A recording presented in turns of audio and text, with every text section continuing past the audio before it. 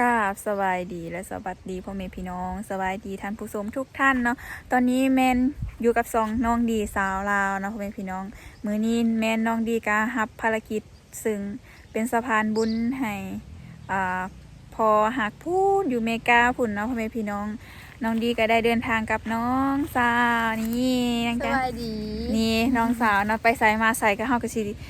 ตัวติดกันตลอดเนาะก็คือที่ฮู้อีกอย่างน้องก็ดีก็เป็นผู้หญิงเนาะกับบ่กล้าเดินทางคนเดียวเนาะมือดีก็ดีมือบ่ดีก็บ่ดีนะคะเฮาก็เพิ่นคิดนำทางเนาะพ่อแม่พี่น้องมือดีก็ดีมือบ่ดีก็บ่ดีเฮาก็พาน้องไปหันปลอดภัยก่อนเนาะพ่อแม่พี่น้องซึ่งน้องดีก็ได้รับเป็นสะพานบุญให้พอหักจากเมกาพูนไปหาสาวคนนึงเนาะแม่พี่น้องน้องดีก็เลยปฏิบัติตามหน้าที่ได้เดินทางในมื้อนี้เนาะพ่อแม่พี่น้องซึ่งสาวคนนั้นแม่นผู้ใดแม่นเฮาก็สิมาพ้อกันมื้อนี้แหละน้องดีก็มาครั้งแรกได้เห็นครั้งแรกเนาะได้ยินเพิ่นว่างามเนาะเพิ่นดังเด้อยากเห็นมื้อนี้เฮาก็สิได้มาเห็นเด้โอเคเฮาก็สิได้เดินทางไปหาเพิ่นเนาะแต่ว่าตอนนี้หันเฮาก็ได้นี่มาถ่ายอยู่โรงเรียนมีท่าจุอายผู้นึงก็คือเป็นยูทูบเบอร์ก็คือเบาไก่เบาไก่ทำมาหากินนะพ่อแม่พี่น้องจังนะคะสิได้ไปพอเพิ่นนะพ่อแม่พี่น้องเนาะโอเคเดี๋ยวเฮาจะไปนํกันนี่ของฝากของเฮาที่เฮาซื้อให้น้องเพราะว่าน้องเพิ่นก็คือมีลูกแล้วก็บ่ฮู้ว่าเอิ้นน้องหรือเอิ้นจังได๋เฮายังบ่ฮู้อายุเพิ่นเท่าใดเดี๋ยวจักหน่อยแม่เฮาสิได้ถามเพิ่นนะว่าอายุเพิ่นเท่าใดเฮาสิได้เอิ้นถูกเอิ้นน้องหรือเอิ้นเอื้อยนะพ่อแม่พี่น้องถ้าผิดถือก็ต้องขอโทษขออภัยนำนะ โอเคเดี๋ยวหาก็สิได้ไปพ้อกันอยู่นี่แม่นน้องดีกับน้องจันก็คือฮอดเฮือนเพิ่นแล่เนาะพ่อแม่พี่น้องก็คือแต่มิดก็บ่ฮู้ดอกว่าเฮือนเพิ่นอยู่ไสเนาะพ่อแม่พี่น้องเพราะว่าเฮาก็ได้มาในเทื่อแรกครั้งแรกเนาะพ่อแม่พี่น้องแต่ว่านี่มีอ้าย สบายดีเด้อพี่น้อง นี่มีอ้ายมารัดอยู่น้ำทางก็เลยได้พ้อเพิ่นฮู้เนาะ แม่น เพราะว่าผู้บุกเบิกตอนแรกแม่นอ้ายเพิ่นเนาะ น้องดีก็ ๆ บ่ฮู้ รุ่นบุกเบิก รุ่นบุกเบิกมื้อนี้สิได้มาหาเพิ่นก็ได้นัดกันนั่นแหละกับอ้ายแต่ว่าบ่ได้นัดกับอัน กับซาวดี ซาวดีเนาะ ซาวดีเจอซาวดีเหมือนพี่น้อง ซาวดีเจอซาวดีมื้อนี้สิเป็นจังได๋ล่ะวันนี้ แม่นไปถ่ายเถิง ไป เถิงไป ไปขึ้นเทิงเลยนี่หาก็สิมีของฝากซื้อขนมให้น้องซาวดีกับซาวดีสิมาเจอกันแล้วบัดนี้ไปขึ้นก่อนวะให้น้องขึ้นก่อนวะป้าเย้โอ้สบายดี สบายดี นี่ค่ะโอ้ยทางนี้ก็แขกก่อนนี่แขกมาป่ะนี่ มาก่อนด้วยเนาะ มาก่อนเห็นผู้สาวอยู่ใส่บ่ได้ต้องมาก่อน บ่พลาดเลยเนาะบ่อยากพลาดเลยวะอ๋อนี่ตอนนี้ได้หอดเฮือนของสาวดีแล้ว เห็นแต่ในคลิปแหม่ตัวจริงงามเด้นี่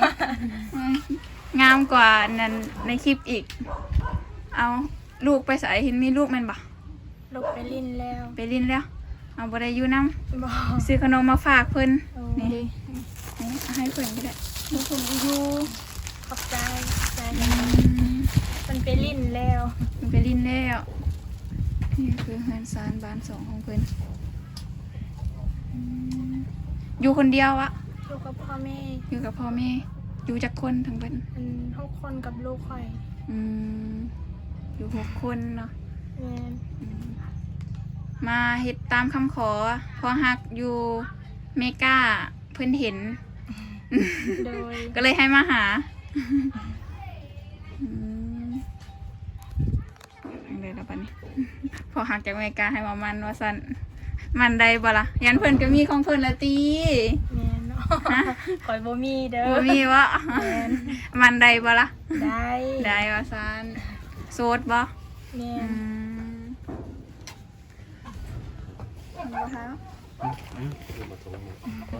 บ่เงียบเลย พ่อ เนาะ ผู้สาวงามเดี๋ยวเงียบบ่ ยังบ่ฮอดฟิลมัน อย่าว่าคือว่าสันดีกับดีมาเจอกันวันนี้ สองดีได้บ่นี่พี่น้องเอ้ย ได้เฮ็ดขึ้นศาลที่เรียบร้อยแล้วทีมงานมาฮอดที่เรียบร้อยแล้ว อย่านะ ครับสาวดีเพิ่น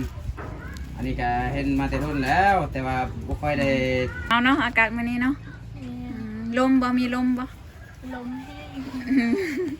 ร่มจะบ่ได้ครบ ลมจะบ่ได้ครบ มาอีกแล้วลมบ่ได้ครบว่าซั่นนี่อันนี้เทื่อนี้เป็นเทื่อแรกเนาะที่น้องดีมาหาเดี๋ยวน้องดีกะจะได้ถามไทยได้ฮู้จักเพิ่มเติมหลังจากที่น้องดีก็ได้เบิ่งตามคลิปได้ติดตามนะพ่อแม่พี่น้องแต่ว่าอาจสิบ่ได้แบบครบถ้วนในการที่แบบว่าเราได้เบิ่งหั่นน่ะก็บ่ได้บางทีก็จบในบ่จบในเบิ่ง มาทำด้วยตัวเองดีกว่าเนาะ แม่น แม่ แม่น จังได้ เลยอยากถามตัวนี้ว่าเพิ่นบอกว่ายังโสดเนาะพ่อแม่พี่น้องแต่ยังคือโสดจักปีแล้วโสดจักปีแล้ว โดนแล้ว โดนแล้ว 2 ปีบายเลย 3 ปีแล้วบ่จ้ะ ได้ปลากับพัวแล้วได้จักปีได้2 ปีปลายเป็นหยังคือปลา บ่ฮู้คือกัน คน อ้าว สำคัญ คือบูฮู เอาเขาก็มีผู้สาวใหม่เขาก็ปะ เขามีผู้สาวไหมจักคือบ่หาผู้บ่าวไหมเลย บ่มีไผเอา อุ้ยใครเอาให้ไอ้ไก่มาหาให้เด้อ โดย ก็อยู่ได้ชั่วโมงนิดแต่ว่าแต่ที่ว่าจะได้ FC เพิ่นก็หลังๆล่อๆอยู่แต่ก็ถามเบิ่งแบบมื้อหน้าเพิ่นได้พี่น้องเอ้ย หาคนมาเลี้ยงลูกซอยเด้ ก็อยากมีคือกันแต่บ่มีเด้ บ่มี ใครมา มีอันพอฮักอันดีนี่อยู่อเมริกาอยากฮับเลี้ยงนั่นเอาบ่เอาบ่ ก็แฮงดี แห่งเดียว แม่น เดี๋ยวสิถามอายุเพิ่นอายุเท่าไหร่เดี๋ยวสิถามว่าเอื้อยหรือน้องอายุเท่าใดก็บ่ฮู้อายุ เจ้าก็นับแล้วก็1 ปี น่าจะได้ประมาณ19 ปีประมาณนั้นนะ โอ้19ถือว่าเป็นน้องของเฮา 19 ปี เอิ้นน้อง เพื่อให้ขึ้นหน่อยก็น้องครับ น้องก็โตใหญ่ซื่อ เขาข้างบ้านได้เลยกินข้าวแซ่บเนาะ ๆแม่น อายุเพิ่น19 ปีได้ลูกจักปีแล้ว ลูก2 ปีแล้ว ได้ลูก2 ปีแล้วลูกไปลิ้นแล้วเนาะได้เข้าเฮียนอยู่บ่ ยังบ่ได้เข้า บ่ได้เข้า จะชวนไลฟ์ประมาณ 6-7 ปีพอจังเขาเนาะมันบ่มีอนุบาลนี่อยู่นี่ แม่น อันนี้3 ปีเนาะ 3 ปีปีหน้าปีฮึพุ่นแหละ เอาหลักๆอันชีวิตประจำวันนี่น้องอันเฮ็ดอาชีพหยังปกติ กะบ่ได้ไปใส่อยู่แต่เฮือนเพราะว่าสิไปเฮ็ดเวียกกะไปบ่ได้บ่มีไผเอาลูกบางเทื่อกะไปคือกันถ้าแบบแม่อยู่เฮือนข่อยอีกไปเปลี่ยนกันไป ไปเฮ็ดเวียกเฮ็ดไร่เฮ็ดสวน แม่น อืม บางเทื่อกะไปรับจ้างนำเขาเจ้า ปีนี้ได้เข้าหลายบ่ได้จักสอบปีนี้ 10 สอบ 10 สอบได้เฮ็ดนาบ่ บ่มีนะ บ่มีนาเฮ็ดแต่ให้ได้10 สอบ กุ้มอยู่บ่กินปีหนึง บ่ บ่กุ้ม อันนี้ก็ยังบ่มีข้าวกินเลย คุณก็เดือนหนึง อันนี้ก็บ่มีเลย หากันแล้วหูดข้าวบ่มีเลย เจ้าชวนไลฟ์มันบ่ได้เขาหลายเด้เขตไท เขา ย มันบ่งามปีนี้นะ เขาบ่งาม เท่าใดคือกันเขาบ่งาม กันเขางามคือคนนี่บ้าก็ บัดเทิงเลยใหญ่บ่คัดเนาะคักเนาะปันกันหยอดบัดนี้ เวลาซื้อขนมมาให้อันนั้นบ่ ให้ลูกสาวเพิ่นมาตอน เพิ่นไป มา เรียน ครั้งแรกแม่ ไปลิ้น ไปเรียนเลยได้เงิน 2,000แล้วก็ไปเลยไปซื้อขนม 4,000ได้เงินนะประมาณ2,000นะ 2,000ก็แบ่งให้กับเจ้าเลย โอ้ยันว่ามันตกเฮียซะดอก บ่ เป็นไรเนี่ยน้องดีงามอยู่บ่ งาม ต้องปุ๊บอยู่ดิ ตรง บ่ต้องปก บ่ยวนบ่ดีเด้แบบว่าเห็นเพิ่นน่ะ แบบเป็นกันเองหั่นน่ะแบบบ่ได้ขี้คุยโน่นนี่นั่นขนาดว่าเฮาหากันมามื้อนี้นะแต่เพิ่นแบบเป็นกันเองแม่ ธรรมดาเพิ่นนิสัยดี สมอดอกอายไกลจนบ่ไปใส่นี่ แม่นวนเวียนอยู่แต่นี่แหละทีมงานชุมมา อืม เป็นตอนรับ จอบเสาจอบเลงอยู่ มันก็ไกลเนี่ยพี่น้องเอ้ยประมาณ10กิโลหรือ10ปลายหน่อยหนึงเนี่ยกันว่านี่เส้นทางก็ถือว่าไปมาสะดวกสบายทางยากบ่บ่ได้ยากติชุมน้องมะ กะบ่ได้ยากอยู่ กันว่าเนี่ยคันน้ำฝนนี่คือสิยาก แม่นยามฝนนี่ยากอันนี้ก็เลยแบบส่วนน้องก็เลยแบบบ่กล้าไปคนเดียวเลยส่วนน้องไปน้องจันไป ปกติคือว่าเพิ่นมีน้องนี่บ่ มี อ ห้องนอนเพิ่นต้องการคนมานอนนำอยู่บ่เนาะเงินห้องไอ้ไก่นอนได้บ่เพิ่นก็ได้แล้วเนาะ นายนอนคนละบอนนะไอ้ผู้บ่าวโสดพี่ท่านนอน เว้าผิดเลยเนาะ โอ้ย อ๋อจะนายพันว่าฮอดเงินจะเมียตัดหูตายไปหา แล้ว สาว คุยอยู่ บ่ได้ เรื่อง เล ได้ ย ยิน ก็ได้ละเนาะความหักอยู่ใส่ก็อยู่ได้นั่นแหละผู้ลูกสาวเพิ่น เอ้าคือบ่เห็นพ่อกับแม่น้อง เพิ่นไม่ใส่ ไปก้นน้ำก้นมัน คนมัน มันตัวเองหรือมันเอาแห้งเขา มันเอาให้ อ๋อแม่นแน่เพื่อยามคนตัวเองมันจะสบาย เอาแหงกัน แม่นเพิ่นไปเอาแห้งกันส่วนหลายเขาจะบ่ได้สู่จ้างกันนะจริง เอา ๆคอยซอยเจ้าเจ้าซอยข่อย โลละจักกีบโลละจักพันอยู่ โลพันนะ พันหนึงโลละพันก็ซ้ำๆกันเนาะ จำกันอยู่เมืองเท่าไหร่ขนาด10บ่ 1,050ซ้ำกันหั่นแหละบ่ได้ลุดลื่นอีหยังหลาย กันคล้ายบางแล้วเพิ่นว่าได้10ปลายล้าน ยากได้3 ล้าน ได้3 ล้าน 3 ล้านช่องล้านก็ส่งหนี้ให้กับเจ้าเบิดเหลือแต่ล้านเดียว ได้ล้านเดียว แม่ เอาไว้ไปเปย์ผู้บ่าวบ่ นี่ ผู้บ่าวน้อยเขาหยอกซื่อๆเอาไว้ไปลินบุญบ่ไปลินบ่บุญสวงเฮือ บ่ได้จะกีบข่อย บ่ได้บ่ แม่น เอาไว้ซื้อกินเนาะเอาไว้ซื้อข้าวซื้อข้าวสารอาหารแห้งไว้ให้ลูกเลี้ยงลูก บ่ทันได้พาลูกไปรอบ่บุญน่ะตรงนี้ ยังบ่ได้ไป คือบ่พาลูกไปขี่สไลเดอร์เนี่ย ยังบ่ได้เงิน ยังบ่ได้เงิน ได้ โทร เงิน หาบ่ไกลได้บ่มีเงินตลอดมื้อ สิจ้างสไลเดอร์วะจ้างมาในอยู่ผิดนะเพราะว่ามันก็คือว่าอะไรพี่น้องมันก็ไกลเนี่ยเพื่อสิเข้าฮอดตัวเมืองสไลเดอร์นั่นนี่ก็คือว่าแพงกว่าเก่าเนาะบ่แม่น3-40พุ่นบ่พี่น้องเอ้ยต่อคน บ่ยังบ่ได้ไปเลยพี่ยังบ่ได้ไปเบิ่งเทื่อโอ้ยปีนี้ก็บ่ฮู้ว่าสิได้เบิ่งนำเขาบ่ เป็นหยังสิบ่ได้ไปฮอดเมืองก็ไปเบิ่ง อันบ่มีนาประทานแหม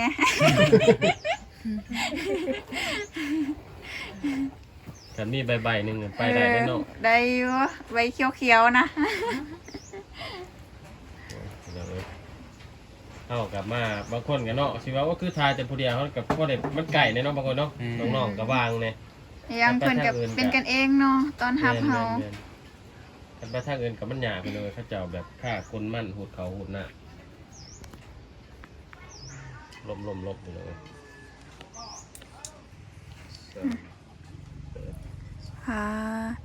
อันนี้เป็นห้องเจ้านอนกับลูก2คนบ่นี่ แม่ ขออนุญาตเข้าไปเบิ่งได้บ่ ได้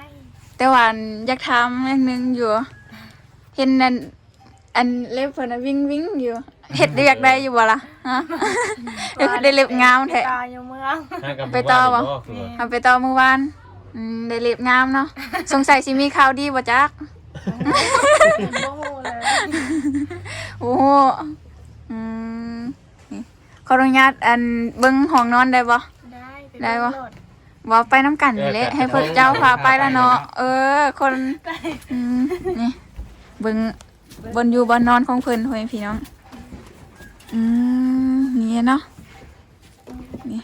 นอนกับลูก2 คน ถ้าผู้บ่าวมาก็มานั่งเล่นอยู่นี่บ่ บ่มีผู้บ่าว บ่มีผู้บ่าวเลยถ้าสมมุติตะกี้ที่ยังบ่ได้สร้างครอบครัวดินั่ง นี่ตะกี้ ก็มานั่งเล่นอยู่ห้องบ่อยู่ได้อยู่บ่เนาะปลอดภัยอยู่บ่วะ อยู่ห้อง ได้สลายบ่มีผู้บ่าว ส่วนหลายบ่มีผู้บ่าวเด็กทำมาแล้วก็นอน แล้วเล่นโทรศัพท์แล้วก็ปิดโทรศัพท์แล้วก็นอน โอ้ แต่ช่วงนี้บ่มีโทรศัพท์แล้วว่าโทรศัพท์ โทรศัพท์เพบ่ได้ใส่จักมือแล้วจักเดือนแล้ว โทรศัพท์ ฮอดเดือนค่ะกะ2 มื้อ บ่ได้ติดต่อหาผู้บ่าวบัดนี้คิดฮอดผู้บ่าวแล้วบัดนี้ บ่มี บ่มีเนาะ แม่น โอเคขอบใจนี่ขอบใจหลายๆเดี๋ยวน้องดีกาสิขออนุญาตให้เพิ่นพาไปเบิ่งเฮือนครัวได้บ่ ได้ เดี๋ยวสิพาไปเบิ่งเฮือนครัวการเป็นจังได การเป็นอยู่อาศัยของเพิ่นจังไดนะพ่อแม่พี่น้องแต่ว่าน้องดีก็บ่ได้แตกต่างกันหยังดอกก็คือกันคล้ายๆคือกันเมนูหยังนี่นะได้เมนูหยังนี่ กิน ขวดเอาไหม แม่ ไพ่นอนทางนี้นะ พ่อกับแม่ พ่อกับแม่นอนทางนี้เจ้ากับลูกอยู่ทางนั้น กับหมู่แม่ มื้อนี้ได้กินข้าวแล้วบ่มื้อนี้ กินข้าวแล้วกินแต่เช้านี่ ได้หยังกิน บ่มีอาหารกิน ตอนนี้ยังบ่หิวบ่ตอนนี้เที่ยงเลยเดินี่ บ่มีแนวกิน บ่มีแนวกินได้บ่ได้ไปหาหน่อมอกหน่อไม้ บ่บางเทื่อก็ไปหาบางเทื่อก็บ่ไป อืมนี่งานสร้างบ้านซองของเพิ่นก็จะประมาณนี้อันนี้ไผ่นกอันหนึ่งอันลูกหนึ่งข้าวตอนเช้า พ่อกับแม่ พ่อกับแม่อืม เดตอนแรงค่อยหนึง ตอนแรงเป็นเจ้านึ่งตอนเช้าเป็นพ่อกับแม่เพราะว่าเพิ่นนอนนี่เนาะให้เพิ่นนึ่งอันจังใดพ่อแม่เพิ่นก็แบบยังนุ่มอยู่บ่อืมได้ลูกจักคนพ่อแม่ อัน3 คน 3 คนคน เจ้า เอ้ยกก เอ้ยกก แม่ ก็เลยอยู่เป็น6 คนตอนนี้เนาะ แม่ อืมนี่ลูกเพิ่นก็ไปลิ้นแล้วว่าสิไปซื้อขนมมาให้นะพ่อแม่พี่น้องบอกตั้งแต่มียูทูบเบอร์หลายๆคนมาถ่ายคลิปอีหยังโน่นนี่นั่นหันก็มีคนสนับสนุนอยู่บ่ กะมีแต่นำอันเบาไก่แล้วก็เบาไทย อื แล้ว ม ก็เบาก้อยมีแต่ช่อง YouTube จุนั้นแล้วค่อยเข้าไก่นั้นก็บ่ได้เข้า ก็คือแบบมีคนสนับสนุนอยู่เนาะมีคนส่งเงินส่งหยังให้อยู่บ่ ก็มี ได้ยินข่าวว่ามีผู้ใหญ่ใจดีอยากสร้างเฮือนให้แม่นบ่ ยังบ่ฮู้เด้อเพราะว่าดนแล้ว เดินแล้ว เพราะว่าสิเฮ็ดให้แต่ยังบ่ฮู้ข่าวว่าเขาสิเฮ็ดให้หรือบ่ ก็คือแบบตอนนี้ยังบ่ได้เฮ็ดเทื่อแต่เพิ่นได้เว้าแล้วว่าสิเฮ็ดให้นี่เนาะพี่น้อง เพราะว่าเฮือนของเพิ่นก็เฮือนหลังน้อยๆพ่อแม่เพิ่นก็ถ้าสินอนเบิดหลังนั้นก็น่าจะแบบมันก็มุดมัดเนาะมันหลายคนนอนบ่ได้เพิ่นก็เลยแยกมานอนเฮือนครัวเนาะพี่น้องโอเคพอดีไปนั่งอยู่ทางนั้นตัวอันนี้บอนศาสตร์ของเพิ่นนะพี่น้องอันนี้ก็จะเป็นถ้วยบวงบอนไว้น้ำตรงน้ำนี่ก็จะเป็นกระตุกดินถังก็จะตั้งนะอันนี้น้ำมวกเอาไว้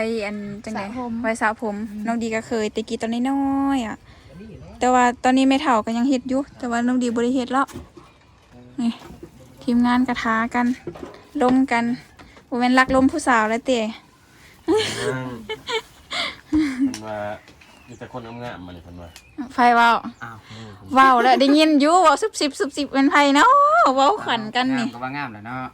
งามแท้บ่ล่ะ งาม เห็นบ่เลยที่ครอบครัวเพิ่น เห็นแล้ว รายละเอียดเนาะเป็นของเพิ่นครัว เบิ่งทางนี้ก็คือกันบ่หนาวบ่นี่นี่เวลาลมพัดกลางคืน เย็นไว้ๆแล้วแหละ บ่ยามร้อนก็บ่จำเป็นต้องใส่แอร์เนาะแอร์ธรรมชาติเลย ฮ้อนก็ฮ้อนขนาดแล้วแหละนี่ยามหนาวก็ถือว่าสุดยอดพี่น้องเอ้ยดีแน่แต่น้องดีบ่ได้นอนอยู่นอกพี่น้องเอ้ยก็นอนอยู่ในห้องสิอุ่นๆอยู่น้อยนึงถึงว่าขาดคนกอดคนหยัง นี่ เนี่ย ความอุ่น ไปนอนกับลูกกับเต่าพี่น้องเอ้ยคือบ่เห็นไผสาวสารไปใช่ล่ะ ย้อน เพิ่นอยู่เพื่อนคนนี้ บ่สิได้นั่งไกลๆคนงามเลยเว้ยนี่เพื่อจังได๋ล่ะวันนี้ ดีกับดีเนาะ ดีกับดีมาเจอกันมาพอกันแล้ววันนี้ หนึ่งกับปีสอง อบอวบนิดนึงหนึ่งนะจอเอา ขาดสารอาหาร ดีกับดีอยู่ตรงกันเพิ่นมีของฝากของตอนมาให้อยู่เนาะมาฝากจาก พอดี พ่อใหญ่ ผู้ใหญ่ผู้ใหญ่ พ่อใหญ่ พอใหญ่ผู้ใหญ่ ผู้ใหญ่ใจ ผู้ใหญ่ ดี ใจดีจาก USA เนาะเอาให้เพิ่นเว้าเองบัดนี้ นั่นแหละมื้อนี้น้องดีก็ได้มีโอกาสได้มาหาน้องเนาะก็ถึงซึ่งเป็นการมอบหมายจากพอหักจากอเมริกาเนาะให้น้องดีหันเป็นสะพานบุญให้น้องดีหันมาเอาเงินให้น้องฝากเงินให้น้องเนาะพี่น้องเพราะว่าเพิ่นก็ได้ติดตามวิถีชีวิตของน้องที่ผ่านมาจากซองเบาไก่ทำมาหากินแม่นบ่ยังซื้อเก่าติ แม่นแม่นคือเก่าคนเก่า เพิ่นก็เลยให้น้องดีเป็นสะพานบุญให้เนาะซึ่งให้เป็นการศึกษาของลูกและก็ เอาไว้ซื้อข้าวสารอาหารแห้งบ่หลายแต่ว่าเพิ่นก็ตั้งใจให้นะพ่อแม่พี่น้องนี่น้องดีกะเว้าหยังก็บ่เก่งแน่เนาะพ่อแม่พี่น้องนี่ลองนับเบิ่งเด้อ มานับก็ได้ บ่นับก็ได้เอ้าจะได้บ่พอเนาะสิว่า เพราะว่าเป็น เออ บ่พอเป็นหยังกว่านี้ว่าคันฮู้แบบนี้ก็สิได้เรียน เอาให้หน่อยหนึง อะไรนี่โอ้ยไปเป็นผู้บ่าวน้อยวะ พี่น้องเอ้ย จังใดมีความรู้สึกจังใดที่แบบว่าเพิ่นให้คือว่าเพิ่นเอ้ยสิมาเอ้ยสิมาแล้วก็สิได้เงินบ่ฮู้บ่ บ่ฮู้ธรรมสิมาเนาะ บ่ฮู้บ่เซอร์ไพรส์เนาะ เพราะว่าชุดใหม่ก็บ่ได้บอกเด้ แม่นบ่เพราะว่าน้องดีก็บ่ได้มีแบบว่าทางติดต่อเพิ่นอีหยังใดๆทั้งสิ้นก็คือไปกับแบบเราเอาเซอร์ไพรส์ว่าน้องสิมีความรู้สึกจังใดตื่นเต้นบ่เนาะเป็นจังไดรู้สึกเป็นจังไดความรู้สึก ดีใจแห้ง ดีใจแฮงเอาฝากอันขอบใจเพิ่นแน่ขอบใจพ่อหักจาก FC พ่อหักก็คือพ่อหักน้องดีนี่แหละแล้วก็ขอบใจอันย่านำเนาะเป็นเงินของย่าที่ฝากให้น้ำพ่อเพิ่นก็เลยแบบให้น้องดีเป็นสะพานบุญให้ลองแบบว่า เอาน้อยหนึง ขอบใจแล้วก็อวยพรให้เพิ่น ขอบใจเด้อที่โอนเงินให้น้องแล้วก็ขอให้อายสุขภาพแข็งแรงขอให้อายร่ำรวยได้ทุกอย่างนี้บอกเก่ง เอาเก่งโอ้สำนี้ก็เก่งแล้วเอาไว้อันซื้อข้าวสารอาหารแห้งเอาไว้พาลูกไปบุญเพื่อได้เห็นได้ฮู้น้ำเขา แม่น เนาะ ดีได้ ความ ดีได้ตรงนี้เพราะได้ไปรอบุญรอหยังเด้ เมนสิได้ไปแป้งโทรศัพท์ปะเตีย แม่น มื้อนี้ได้สิไปเอา ไปเอาตอนแรก ไปเอาตอนแรงเพิ่นบ่มีโทรศัพท์เนาะไปพี่น้องเดี๋ยวถ้าเพิ่นแป้งโทรศัพท์แล้วเดี๋ยวน้องดีก็สิได้จังไดได้อีหยังก็ช่องทางติดต่อหาเพิ่นเพื่อมื้อหน้ามื้อในมีโอกาสได้มาหาเพิ่นอีกอะบ่แน่บ่นอนเนาะบางทีก็มี FC อัน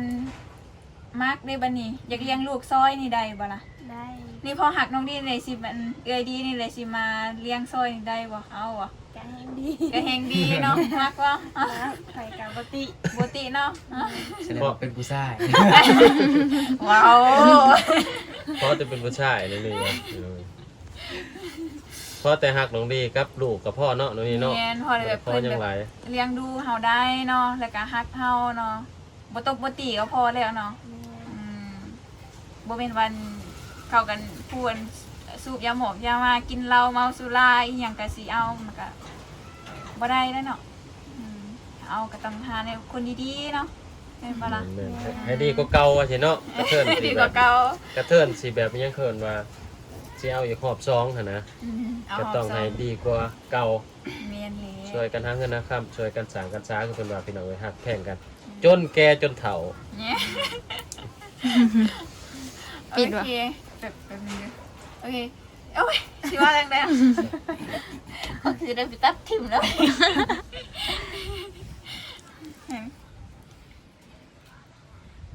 ทานยังไงวะ อืม สำหรับคลิปนี้เนาะน้องดีกับบุมีหยังหลายตอนนี้แม่น้องดีก็ได้มอบเงินให้น้องเสร็จเป็นที่เรียบร้อยแล้ว จังใดน้องดีก็ต้องขอบใจพอหักจากเมกาหลายๆเนาะจังใดก็น้องดีก็ต้องแบบขออวยพรให้เพิ่นจงมีสุขภาพแข็งแรงพัฒนาสิ่งใดและให้ได้สิ่งนั้นเพิ่นให้หลายสำหรับขอให้เพิ่นได้กลับคืน100 เท่าพันเท่าแล้วก็ขอบใจญานำที่เพิ่นสนับสนุนฮักและเอ็นดูของทเฮาเนาะให้น้องดีเป็นสะพานบุญซึ่งเป็นเกียรติ ที่น้องดีได้เป็นสะพานบุญในมือนี้เนาะเฮ้ยเนาะสำหรับคลิปนี้น้องดีกับขอลากันไปก่อนขอขอบใจบ๊ายบายเนี่ย ได้